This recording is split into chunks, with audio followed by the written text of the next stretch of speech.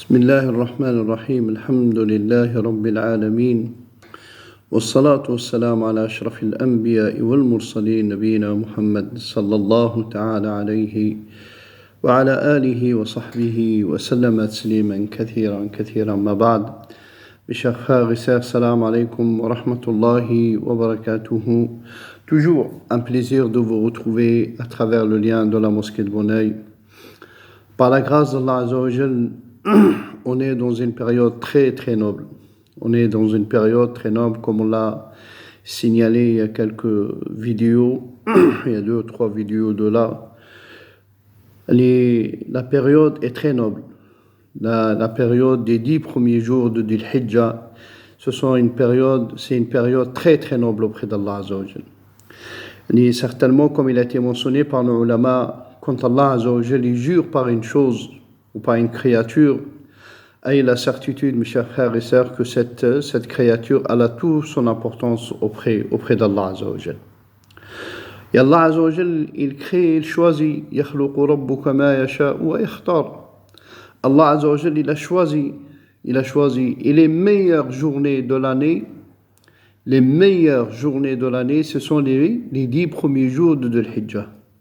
Et surtout le jour de Arafah, qui va être le samedi, Inch'Allah Ta'ala, qui va être le samedi, et le jour de l'Eid, qui est le dimanche, le 10e jour de Dhul Hijjah, c'est une journée très noble auprès d'Allah Azza wa Jal.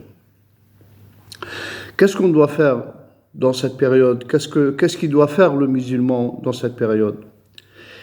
On a des exemples à travers la meilleure génération auprès d'Allah Azza wa Jal, qui est la génération qui a accompagné notre prophète sallallahu alayhi wa sallam, qui sont les compagnons de notre prophète sallallahu alayhi wa sallam, et la génération qui sont venus après eux, tabi'in wa tabi'at tabi'in. Un de ceux qui sont venus dans la génération qui ont accompagné les prophètes sallallahu alayhi wa sallam, ce ne sont pas des compagnons, ils n'ont pas vu le prophète sallallahu alayhi wa sallam, ils sont venus juste à la génération qui a accompagné, qui a vu quelques compagnons, c'est ce qu'on appelle at-tabi'in. Parmi eux, comme ils nous le racontent les historiens, Ahl al-Tarikh, Ashab al-Mu'arrikhin wa Ahl al-Siyar, ils nous disent que un de ces grands imams qui s'appelle Maymoun ibn Mahran, rahimahullah, il a dit, j'ai vécu avec quelques compagnons et j'ai vu à Médine comment l'adoration d'Allah Azza wa Jal, يعني كان اجتهاد لا يطاق. Dans quel état d'adoration, dans quel état d'ijtihad dans l'adoration d'Allah Azza wa Jal ils étaient, ces compagnons, parce qu'ils ont su que la période elle est très noble. Ils ont su que la période, ces journées, ce sont des journées très nobles. Mes chers frères et sœurs, quand vous entendez notre prophète sallallahu alayhi wa sallam, concernant les 10 premiers jours de Dhul Hijjah, il a dit « Al-amal al-salih fiha ». Al-amal, il faut faire les bonnes actions, que ce soit al-ihsanu ila al-nas, as-sadaqat, faire les sadaqat, faire la générosité envers les gens, faire les adorations, la lecture du Coran, et surtout, c'est ce qu'ils appellent les ulama al-takbir al-mutlaq. Al-takbir al-mutlaq, qui commence dans le premier jour de Dhul Hijjah. Pour chaque musulman, il doit faire vivre cette sunna, la sunna de notre prophète sallallahu alayhi wa sallam, qui est le takbir. C'est ce qu'ils appellent les ulama al-takbir al-mutlaq. Il n'est pas attaché, il n'est pas lié. Il est toute la journée après les prières, après individuel. Allahu Akbar, la ilaha illallah, Allahu Akbar, walillahi alhamd. Et selon une autre version, 3 fois Allahu Akbar, la ilaha illallah, 2 fois Allahu Akbar, walillahi alhamd. Allahu Akbar. On doit certainement faire le takbir. Comme il a été mentionné par les ulama, vous le voyez dans le Bukhari et Muslim, Abdullah ibn Umar et Abi Hurayra radiyallahu ta'ala anhum, ils sortaient dans le marché et il faisait le takbir. كان عبد الله بن عمر وأبي هريرة رضي الله تعالى عنهما يخرجان إلى السوق فيكبران في السوق فيكبر الناس بتكبيرهم. Il sortait dans le marché, il faisait le takbir et les gens autour d'eux, ils faisaient le takbir. Et certains ulama, ils nous disent que pour faire rappeler aux gens que vous êtes dans une période très noble et vous devez faire vivre cette sunna, la sunna de takbir, là où tu es, dans tous les endroits où tu es, à l'exception des endroits où il est interdit d'invoquer Allah Azza wa Jal et de faire le takbir. Allahu Akbar, Allahu Akbar, La ilaha illallah, Allahu Akbar, Walillahi alhamd. Et surtout, mes chers frères et sœurs, la période de Arafah, comme je viens de dire, Anifan, la période, toute la période, le prophète sallam, il a mentionné al-amal al-salih fiha. Al-amal al-salih fiha. Les bonnes actions dans cette période. Mais quand on lui a posé la question par rapport à Arafah, il a dit khayru dhikri ad-du'a. La meilleure invocation, la meilleure adoration qu'il peut faire le croyant, c'est d'invoquer Allah Azza wa Jal et faire le dua. N'hésitez pas de faire le dua, demander, c'est ce qu'on appelle l'invocation en français, c'est de demander à Allah Azza wa Jal par sa grâce et sa clémence, échelonner la journée dans le takbir, dans le tahmid, dans l'istighfar, faire beaucoup de Allahu Akbar.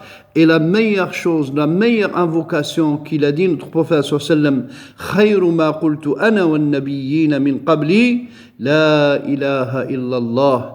Quand il arrive la journée de Arafat, le prophète sallam, il a dit la meilleure invocation que moi j'ai dit et que les prophètes avant moi ils ont dit, la ilaha illallah. لا إله إلا الله وحده لا شريك له له الملك وله الحمد وهو على كل شيء قدير. Je dois invoquer Allah Azza wa Jal dans cette journée comme il a mentionné le prophète sallallahu alayhi wa sallam avec cette invocation La ilaha illallah wahdahu la sharika lah. Et je dois faire beaucoup de dua et faire beaucoup de istighfar, de demander le pardon à Allah Azza wa Jal dans cette période. Notre prophète sallallahu alayhi wa sallam, il a dit Allah ya'tiqu al-ibad ou al-abd min al-nar. Dans cette journée, la quantité, Allah seul sait subhanahu wa ta'ala le nombre de personnes qu'Allah épargne du feu de l'enfer dans cette journée bénie, la journée de Arafah. Certainement, certains frères, certaines sœurs, ils vont poser la question, ils vont dire, mais on a la divergence chez les ulama, chez les savants, même on le ressent aujourd'hui, vu dans leur discussion. Est-ce que le prophète sallallahu alayhi wa sallam, il a déconseillé fortement de ne pas jeûner un samedi? Certainement, quand c'est les journées libres, il n'est pas autorisé, il est déconseillé aux musulmans de jeûner un samedi. Walakin, mes chers frères, quand il arrive ce genre d'événement, comme il a été mentionné par nos ulama, une grande majorité de nos ulama, le déconseillement il tombe.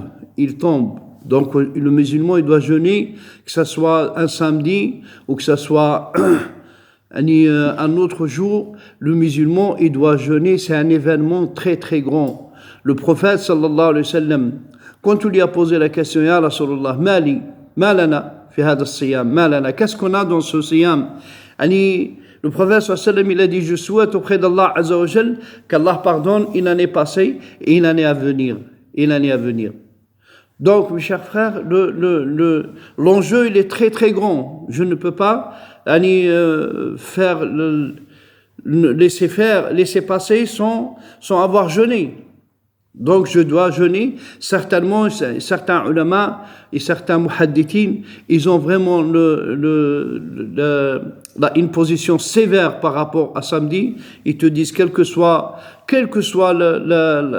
l'événement, que ce soit Ashura, que ce soit Arafat, que ce soit, si ça tombe un samedi, je ne dois pas jeûner parce que le prophète sallallahu alayhi wa sallam, il l'a déconseillé fortement jusqu'à ce qu'il a dit, si l'un de vous il ne trouve rien à manger, il arrache quelques branches, il les mange pour ne pas être en état de jeûne le samedi.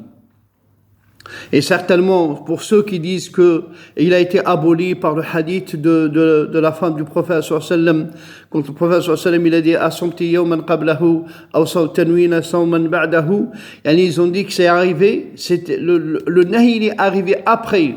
Le nahi, le déconseillement par le prophète sallallahu alayhi wa sallam, il est venu après. L'essentiel, c'est une divergence et c'est un ijtihad de la part de nos ulama, rahimahumullah, hafidahumullah. L'essentiel, il arrive un samedi, je dois jeûner cette journée par la grâce d'Allah Azza wa Jal. Je dois jeûner le jour de Arafah. C'est une journée très très noble et très très importante dans notre vie, mes chers frères. On doit remercier beaucoup Allah par sa grâce et sa clémence. Il nous a donné la possibilité de vivre dans cette journée. On remercie beaucoup Allah Azza wa Jal de nous avoir permis de vivre dans cette journée et de nous avoir permis d'entendre la valeur et la makana,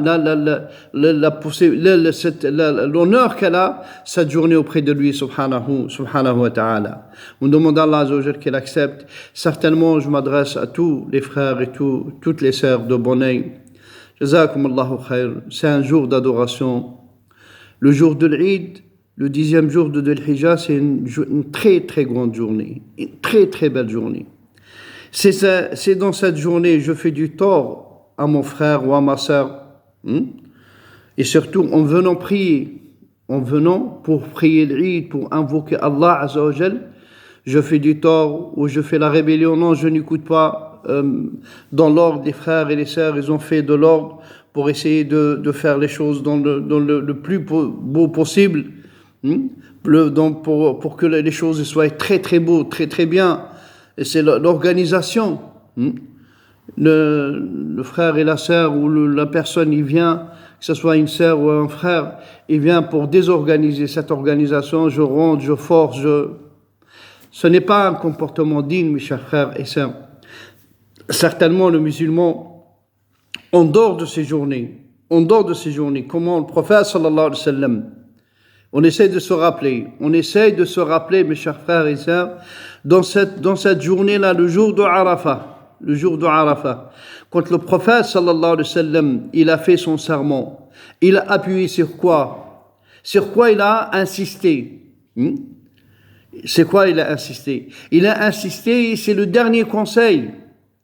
C'est pour cela qu'on l'appelle Hajjatul Wada'. Le pèlerinage d'adieu. Avant de quitter, il a dit, le prophète sallallahu alayhi wa sallam, ne devenez pas après moi des mécréants, l'un tue l'autre, qu'Allah nous en préserve. L'honneur du musulman, il a insisté notre prophète sallallahu alayhi wa sallam sur l'honneur du musulman. Dans cette journée bénie, le jour de Arafah, dans son serment sallallahu alayhi wa sallam, kullu al-muslimi ala al-muslimi haram, maluhu wa damuhu wa irduhu. Tous les musulmans, et son frère le musulman est interdit, son honneur il est interdit, sa chair elle est interdite, ses biens ils sont interdits. Comme il a dit le prophète sallallahu alayhi wa sallam, kun hurmata yawmikum hada, fi shahrikum hada, fi baladikum hada. Al-balad baladul haram, shahr shahrul haram. Donc, mes chers frères, pour l'organisation, je viens dans l'intention d'être le plus souple possible, faciliter aux frères et aux sœurs l'organisation. À quoi ça sert de venir faire une adoration pour à côté faire du tort à son frère ou à sa sœur? Ça n'a aucun sens. Si on réfléchit bien, ça n'a aucun sens. Je viens dans le calme, dans la sérénité, j'insiste. Là où je suis arrivé le premier, je m'assois au premier rang. Je suis arrivé le dernier, je m'assois au dernier rang dans la logique. Et le musulman, c'est une personne honnête. Je n'arrive pas le dernier, je veux dépasser tout le monde pour aller écouter ou pour aller faire les adorations. Barakallahu fikum. On demande à Allah Azza wa Jal qu'il nous permet, Inch'Allah, que ça se passe dans les meilleures conditions. Et Allah, il accepte, Inch'Allah, votre jeûne. Et Allah, il vous donne la possibilité, le tawfiq, de faire beaucoup d'adorations dans ces journées bénies. Salam alaikum wa rahmatullahi wa barakatuh.